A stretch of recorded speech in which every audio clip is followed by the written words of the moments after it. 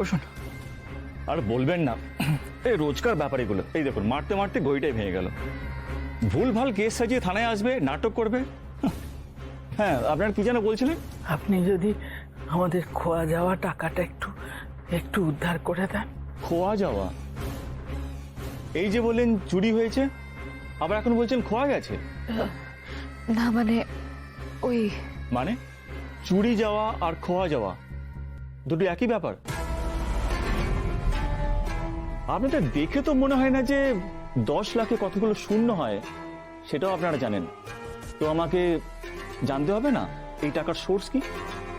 কোথা থেকে পেলেন এতগুলো টাকা? ওই টাকাটা আমার স্বামী আমাকে দিয়েছে। স্বামী? তো ডাকুন স্বামীকে, ফোন করুন। না না, ওনাকে ডাকতে পারবো না, সেটা সম্ভব নয়। কেন? উনি আমাদের সঙ্গে থাকেন না। আরে বাস, বর সঙ্গে থাকে না, এদিকে 10 লাখ টাকা দিয়ে দিল। আপনি কি কোনো নতুন বর জুটিয়েছেন নাকি মাসিমা? হ্যাঁ, সব কি বলছেন আপনি? ও আচ্ছা আচ্ছা, তার মানে প্রথম বরের আবার নতুন করে ভালোবাসা জেগে উঠেছে। পুরনো সেই সব দিনের রঙিন কথাগুলো মনে পড়ছে নাকি মাসিমা? তাহলে 10 লাখ টাকা তো কেউ আর এমনি এমনি ধরাবে না। আপনি আমার মায়ের সাথে এভাবে কেন কথা বলছেন? এবার তো আপনাদের বলতে হবে আপনারা কি করেন, সংসার চলে কি করে, আয় কোথা থেকে হয়? আমাদের ভাতের হোটেল আছে আমার মায়ের নামে, সবাই চেনে আমার মাকে। ও বাবা, ভাতের হোটেল চালিয়ে ব্যাগে 10 লাখ টাকা নিয়ে ঘুরে বেড়ান, তাও এই গনপুরে? কলকাতা হলে না হয় বুঝতাম। পুলিশকে গল্প দেবেন না মাসিমা। সত্যি করে বলুন তো, ভাতের হোটেল চালান নাকি মেয়েদের নিয়ে খদ্দের ধরে?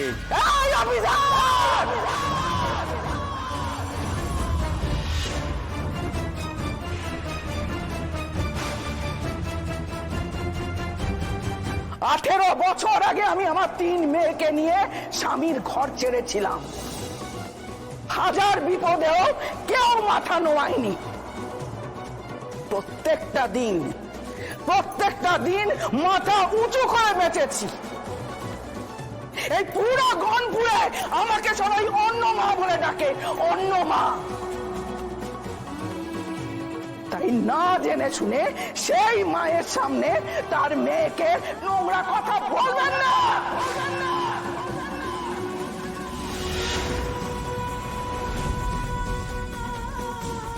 আমার মেয়েরা না আমার অস্তিত্ব। কি দেখছেন স্যার? হ্যাঁ মাকুর সাহেব, ওই কেমন একটা জাল হয়ে আছে। হতেই পারে না, আমাদের হোটেল খোলার আগে আর বন্ধ হওয়ার পরে প্রতিদিন পরিষ্কার করা হয়। আর আপনি যেটাকে মাকড়সার জাল বলছেন, এই যে সুতো। আমার মনে হয় আপনার চোখে একটু অসুবিধা হচ্ছে দেখতে, ডাক্তার দেখান। পড়াতে পড়াতে মনে হয় চোখের সমস্যা এসে যাচ্ছে। স্যার খেয়ে নিন, খাবারটা ঠান্ডা হয়ে যাচ্ছে। হ্যাঁ খেয়ে নিন প্লিজ।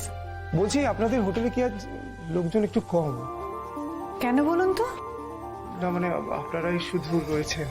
আর কাকে চাই আপনার? আমি বাসন্তী, আমাকে খুঁজছেন? এই আচ্ছা, অন্যমা কোথায়? ওনাকে তো দেখতে পাচ্ছি না। মা বাজারে গেছে কিছু দরকারে। আরে আপনার আপনার দিদি কোথায়? জি বাংলায় দাদাগিরি অ্যাঙ্কার চেঞ্জ হয়ে কি আপনি চান্স পেয়েছেন? মানে না তো। তাহলে এভাবে প্রশ্নের পর প্রশ্ন করে যাচ্ছে। আসলে স্যার আমাদের দিদি মানে বড়দি ভাই। কালকের হিসেব হয়ে গেছে তো? না, বাকি আছে। বাকি আছে তো, তাহলে কাজটা গিয়ে কর। আর তোকে কতবার বারণ করেছি এভাবে বড়দের মধ্যে কথা বলবি না, যা।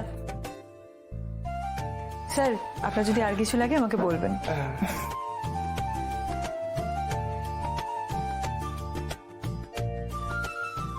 এর তো মেজাজ সারাক্ষণই তুঙ্গে। আর আমি যার জন্য এখানে আসি সে কেমন মাটির মানুষ, শান্ত স্নিগ্ধ। উনি কি এখনো রান্নাঘরে? হবে হয়তো, কিন্তু এই নতুন জুতোটা আজ ওনাকে দিতেই হবে।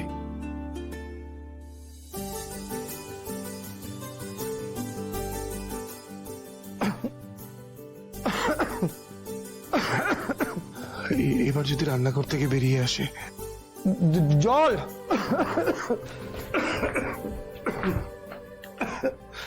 জল জল তো আপনার হাতের সামনেই আছে, এবার হাতেও তুলে দিতে হবে। নিন। আসলে ঝাল কম খাই তো, ঝাল বেশি ছিল তাই বিষম খেয়ে গেছি। বাটার টোস্টার ডিম পোচ আপনার ঝাল লেগে গেল?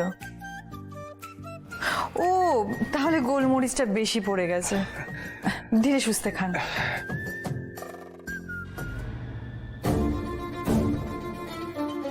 বাড়িতে তো এসে গেলাম। এমন কিছু করবি না যাতে স্নেহা বুঝতে পারে, শুধু এটুকু মাথায় রাখিস। না, মুখটা এরকম নয় সাথী, চোখে যেন একদম জল না আছে। তো তোমাকে দেখলেই তো। আমি ঠিক সামলে নেব, সব সামলে নেব। যতটা পারবি স্বাভাবিক থাকবি, না হলে স্নেহা সন্দেহ করবে। চোখের জল মোচ, চোখের জল।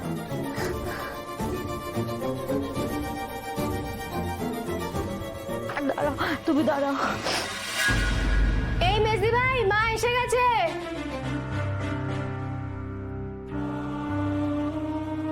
বেশ দেরি হলো আজ। মা, কি হয়েছে তোমার? কপাল কাটলো কি করে? কিছু হয়নি মা, রাস্তায় পড়ে গিয়ে একটু চোট পেয়েছি। এ কি, তোমার তো হাতেও চোট লেগেছে। সে কি? আর কোথায় লেগেছে তোমার বলো? আরে বাবা, তেমন কিছু হয়নি মা। মা, কিছু হলেও কি তুমি আমাকে বলবে? আর দিদি, তুই কি রে, এরকম একটা ঘটনা ঘটেছে, আমাকে একটা ফোন করে জানাবি না? আচ্ছা ঠিক আছে, আমার সেরকম কিছু হলে আমি কি চলে ফিরে আসতে পারতাম? আমি ঠিক আছি মা। ঠিক আছো কি ঠিক নেই সেটা আমি ভালো মতো বুঝতে পারছি। চলো ভেতরে গিয়ে বসবে, চলো। চুটকি তাড়াতাড়ি জল নিয়ে আয়, সাবধানে। আর তোমার পায়ে লাগেনি তো? বাসন ধোয়া শেখ, চেয়ার টেনে দাও তাড়াতাড়ি। ঠিক আছে, তুমি আস্তে আস্তে চলো, তাড়াতাড়ি দাও। এই যে, এই যে, এই যে। এখানে রাখো।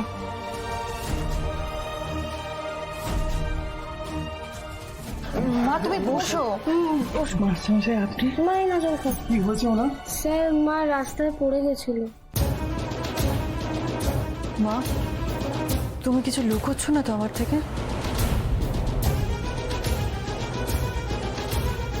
দিদি,